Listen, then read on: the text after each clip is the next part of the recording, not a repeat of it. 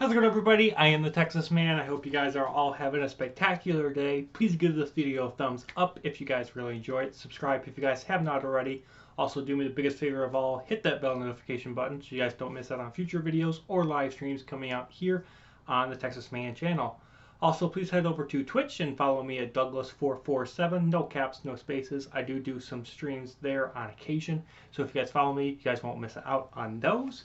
And of course, we are continuing through reading my books.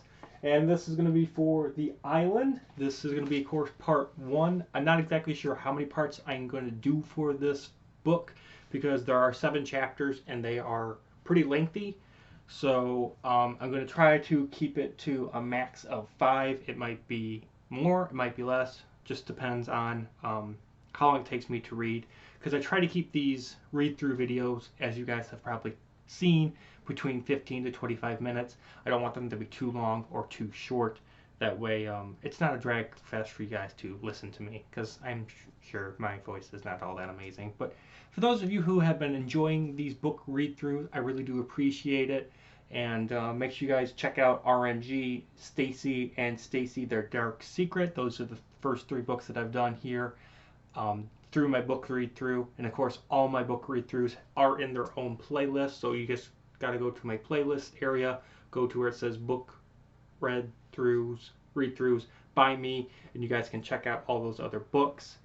So just to let you guys also know, this is book 1 of a trilogy, and unlike with what happened with Stacy, I ended up writing The Island 2, The Creature, and The Island 3, Unleashed, back to back to back.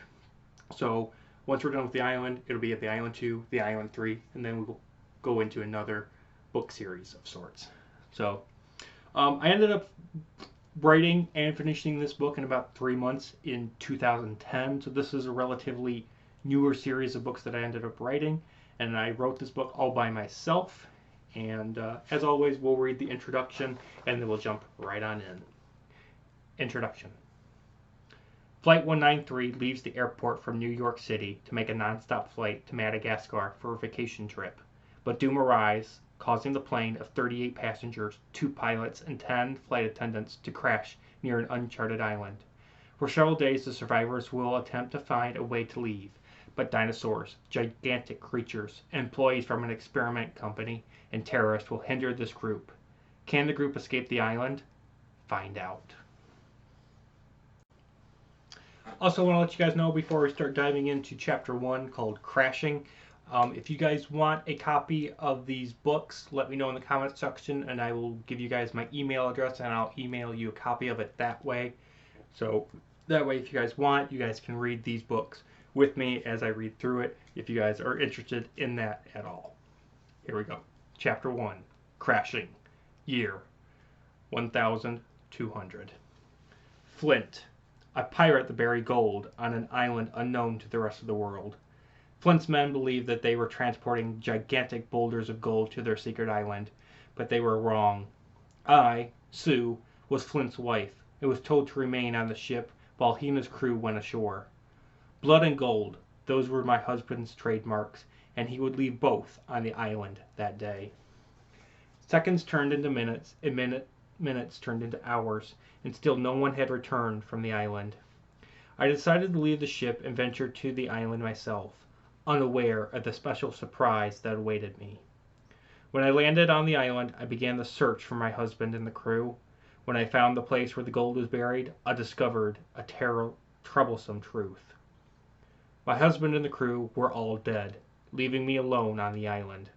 I attempted to return to the ship, but my longboat had hit a rock, causing it to sink. I wondered what I would do now. I had no food. I had no liquids to drink. I have no shelter built. I am alone. Please, someone help me. I am all alone on this island. Year 1996. Our story begins on a night as a newly wedded couple enters their reserved hotel room. The couple's names are Jack and Kate Whitson. The couple entered the room and went to sleep on beds. The next day arrived and Jack and Kate awoke and prepared to arrive at New York City's airport to take a non-stop flight to the island of Madagascar. This trip was part of the couple's honeymoon. While Kate and Jack While Jack was having the security guards inspect her belongings, I, Jack, saw a man with a hunting license, two scientists with briefcases, a school teacher with a funny hat on his head, an ex-Air Force pilot wearing his old uniform, and a father with his 10-year-old little boy. Those were just some of the passengers that were heading to board the plane that my wife and I would soon be with on Flight 193. Everything checked out okay with security, and so we too boarded the craft. The exterior of the plane made its appearance on the interior seem tinier than most planes that I have been on. Maybe the reason for the plane being so small is because it was designed to carry a maximum of 50 passengers, plus luggage. I placed my belongings in the cabinet above my head and sat next to the window to enjoy the sight of a plane taking off. This was my first time actually flying. My age of being 26, the same age as my wife Kate, was thought to be able to withstand air sickness. Unfortunately, my stomach could not resist the urge, and so I left my seat that was sided by my wife, walked down the narrow walkway, and entered the restroom. I can't describe the things that were coming out of my mouth. I think that the pizza with pepperoni and ham had a little too much oil, plus I had never been in midair before. I thought to myself that maybe my wife could be kind enough to switch places with me, but the opportunity would never come. I had been in the restroom for more than 10 minutes, and some of the flight attendants were starting to wonder if I was okay. I finished my private business and walked down the walkway, and was just about to ask my wife to switch places with me, but then suddenly the plane began to rattle. One of the two pilots assured the passengers that it was nothing more than some slight turbulence, but it was only the beginning. The rattling stopped at last. Everybody was concerned if it would start again, and it would. I opened my mouth to ask the question for the second time, but the plane hit some more turbulence. This time, it wasn't a little rattle. Instead, it was causing the plane to rumble. The overhead cabinets were unlocking themselves due to the vibrations. I quickly sat in my original seat and watched as the breathing mask popped in front of my face. The attendants were trying to seal the overhead compartments, and I saw two of the 10 on board be hit with luggage, coming out and hitting them in the head. I wanted to check them, but I was afraid of not returning to my wife without an injury. Everybody had the breathing mask on, including me, the attendants that weren't unconscious, and the two pilots. The red alert was now flashing brightly in my face, and it was a good sign in this tragic moment. The red alert meant that the pilots were sending out a call for help. All of this was occurring in less than 3 minutes. After that 3 minutes passed, I looked out of my window to see we were about to crash on the shores near some form of landmass. June 23rd, 1996. That is the date Flight 193 crashed. The time was about 7:30 a.m. When the plane crashed into the ocean, the plane quickly filled with water. All the exits were open to allow us humans to escape. People began to race out of the plane before it sank to its watery grave. I undid my buckle and looked over to see that my wife could not release hers. I struggled to break Kate free. "You must go," said Kate, but I was not about to leave my wife to die. Then I heard a loud scream coming from outside of the plane. "Hey you! Get out of there! This plane is about to sink," said a man that appeared to be one of the two pilots. "I'm not leaving," I said. The pilot left the exit and began to swim towards shore. "Jack, you must leave. It's time for you to let go," said Kate. The water level was covering half of the plane. The water was so high that it was touching my belly button, and I was only a 6-foot-tall man. If I was to leave my wife and escape this plane, my window of opportunity was disappearing rapidly. I looked at my wife and knew she wanted me to live on. "I don't want to let you go," I said. "Jack, God has chosen my time to leave behind this world and join him," said Kate. "I don't want to be left behind. I want to come with you," I said. "One day you'll perish from this planet, and we'll be together again," said Kate. I looked deeply into Kate's eyes and touched her hair for the last time. I raced out of the plane and began to swim towards the shore. When I arrived at the beach, the other survivors helped me on my feet. The man that told me to leave the plane informed me that I had done the best that I could have. I watched as the tail end of the plane sunk into the water to begin its course to the bottom of the ocean to remain in its watery grave. I looked around to see who had escaped the plane before it sunk and realized a terrible reality. When the plane left the airport in New York City, the plane had 10 attendants, 2 pilots, and 38 passengers. But when we crashed, only 20 of the 50 survived. One of the 2 pilots could not unbuckle his seatbelt and drowned. The 10 attendants were apparently eaten by a shark. And as for the other souls that did not make it to the shore, they were either eaten by a shark or never escaped the plane. I asked the man that told me to leave what his name was, and his response was his name was James, and the other pilot that survived the crash. The 20 survivors were in shock, afraid of what happened and what would happen. Everyone was weeping for their lost loved one or arguing about how the plane crashed in the first place. I wasn't able to control myself and decided to take control of the current situation, but I had no plans of becoming leader of this group. "Listen, please," I said. "We have lost loved ones and friends due to this crash, but we must remain strong if we wish to locate help," I said. "We have barely any food to eat, nothing to use to contact or signal for help, and no weapons to protect ourselves from whatever is on this island," said a man that had a knife in his right hand. "Yes, I know that we aren't prepared for this, but we must realize that we have to prepare until help arrives," I continued. "Hey man, with a knife in your hand, how did you know we were on the island?" I asked. "I have crashed numerous times on islands. Plus, I promise you that if no rescue party locates us in the next 24 hours, that we are on an uncharted island," said the man. "What's your name?" I asked. "My name is John, and I'm a hunter," said the man, opening a container which contained a dozen knives. "Great, we can use them for protection and hunting for food," I said. "Hey you," said John to me. "We need someone to be head of our operations," John continued. "Are you suggesting that I become leader of this group?" I asked. "Yes. Without a leader, we won't survive long. We must have leadership, and we must work together if we wish to live," said John. "All right, then. Those that wish to have Jack as our leader, our chief, and our commander, then raise your hand to cast your vote," said James, standing by my side. I looked around and saw that everyone had raised their hand. Any that oppose, speak now, or forever hold your tongue," said James. "I object," said a man. Everyone turned to see where the voice was heard, to see a school teacher. "What can you promise me that you'll do once you're the leader, that none of us can do ourselves?" asked the school teacher. "Nothing," I said. Do you think you can do any better as leader than me?" I asked. "No, I'm just Phil, a school teacher at Wayne State University," said the school teacher.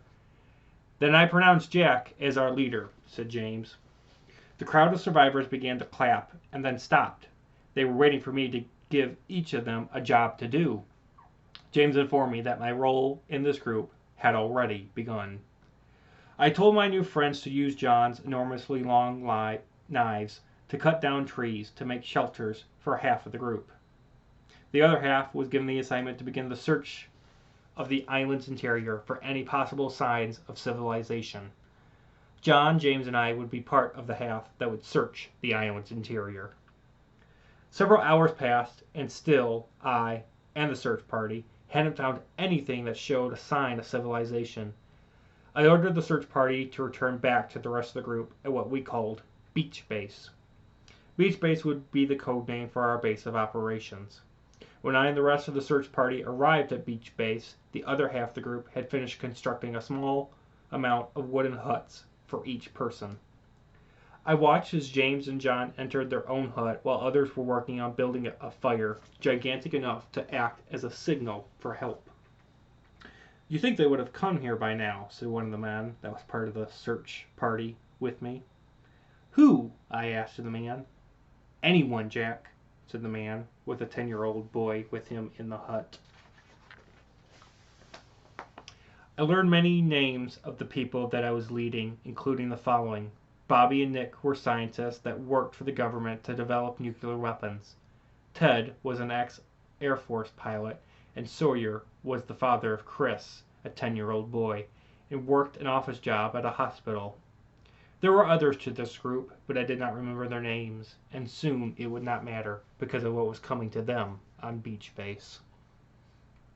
The night continued on, and at some odd hours of the night a cool breeze would enter my hut, and then, shortly after, everybody would be calling out my name because of the trees in the forest were moving. James thought it was the breeze pushing the weak trees around, but John, who was second in command, and I believed that this island could have something roaming around that was intended to be dead. June 24th, 1996. It was now day 2 of me and the rest of the group of 19 being trapped on this island. What was about to happen was not what I planned, but of course God controls the future and can always alter my thoughts about what to do in the future. The exact time remains a mystery due to the fact that for some reason all of the watches had stopped. I even looked at my own and realized that every single watch or other objects had frozen once we crashed. Today I ordered 17 of the group to remain at the beach base to continue with the gigantic fire and try to build a raft. The other 3, James, John, and myself, would head out into the forest to search for food. This time we would be exploring deeper into the island, and so we did. Before my 2 friends and I journeyed into the forest, we loaded up on supplies. I planned to venture as deep as possible with few breaks, hoping that John's theory about us being on an island was wrong. We waved goodbye to our fellow survivors and began the adventure. It was 2 hours before we found anything besides trees and trees and trees and trees and trees. What the 3 of us found was a pile of what appeared to be 8 machine guns near the entrance to a tunnel that led underground. "This could be the ticket out of here," said James. "It could also be the home to some titanic creature," said John, still believing in his theory. James didn't care about John's opinion and raced towards the pile of 8 machine guns. "See, John, nothing is going to harm us here," said James. After James spoke, a gigantic spider came out of the tunnel. The spider whipped it. Try that again. The spider whipped his tail containing sleeping poison and jammed it into James' back. John and I picked up a machine gun and blasted the spider in the head. Kaboom! The gigantic spider collapsed to the ground, burying James's body underneath, and died. While John gathered the other machine guns and ammunition, I made sure the gigantic spider was dead by shooting the carcass numerous times. "Stop that, Jack," said John, pulling me to the ground to stop the unending firing. "No matter about James. We have to return to Beach Base without being spotted or followed by anything else that is larger than what it should be," said John. "James was my responsibility, and now he's dead. How are any of you going to obey my commands if they will result in your death?" said Jack, beginning to cry. "James's death is not on your hands. You had no idea that a spider a couple hundred times bigger was going to kill him," said John. "At least when the spider collapsed, it did not block the tunnel entrance," I said. John and I returned to Beach Base to inform the group of the tragic loss of the other pilot, James, and what killed him. I distributed the machine guns to the men that joined me on the first search party and told them to conserve their ammunition. "See, Jack has led James to his grave. Let me be your leader, your commander, and I'll make sure that we all live until help arrives," said Phil. "I believe 100% that help will not come. John and I found a tunnel that leads underground," I said. Maybe it is the way to and from this island to the mainland," I continued. "How do you know a gigantic spider will not be waiting, and how do you know where the tunnel will take you?" asked Phil. "Well, at least I'm trying to believe in something real that could work besides a fire that no one will most likely never see," I said. "Fine, Jack. I'll come with you on this crazy quest and prove you wrong," said Phil. It was settled. The following people were going to go with me and Phil into the tunnel: John, Bobby, Nick, Ted, Sawyer, and Chris, Sawyer's 10-year-old boy. Everyone, including Chris, received a machine gun with several rounds of ammunition. Chris was shocked when I handed him the gun, but I told him that there could be things... I'm sorry. One second, guys. Okay, a correction, I gotta go back a sentence or two. Everyone, including Chris, received a machine gun with several rounds of ammunition. Chris was shocked when I handed him the gun, but I told him that there could be things on the island that he would have to defend himself against to survive. We all made the necessary preparations to leave the next morning because we had no idea how long we would be away from Beach Base. And that's going to do it for me, guys. This has been part 1 of The Island, the book. Thank you guys so much for watching. You guys have a great day. Look forward to part 2 coming out very soon. Bye, guys.